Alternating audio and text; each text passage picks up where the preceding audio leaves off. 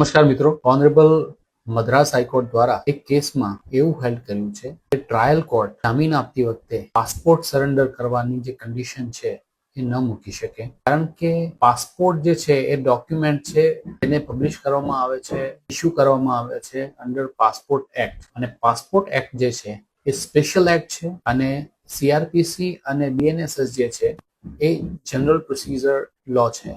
એટલે જે સ્પેશિયલ લો હોય, સ્પેશિયલ એક્ટ હોય, પ્રિવેલ કરે છે જનરલ એક્ટમાં. તો એવું હેલ્ડ કર્યું છે કે બેલ આપતી વખતે પાસપોર્ટ સરેન્ડર કરાવવાની જે કન્ડિશન છે એ ટ્રાયલ કોર્ટ ન મૂકી શકે એવું હેલ્ડ કર્યું છે. સ્પેસિફિકલી ઓનરેબલ મદ્રાસ હાઈકોર્ટ દ્વારા એવું ઓબ્ઝર્વેશન કરવામાં આવ્યું છે.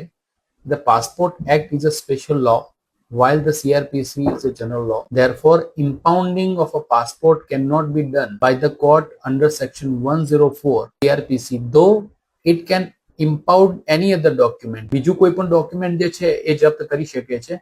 Or thing, it is well settled that the special law prevails over the general law. So far as the passport is concerned, the passport authorities alone can impound passport, and trial court, while granting bail, cannot impose such conditions to deposit the passport.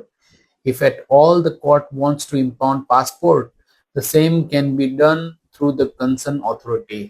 એટલે કે ખાલી passport authority જે છે એ જ passport જપ્ત કરી શકે છે, એના સિવાય બીજી કોઈ ઓથોરિટી પાસપોર્ટ જપ્ત કરી શકતી નથી.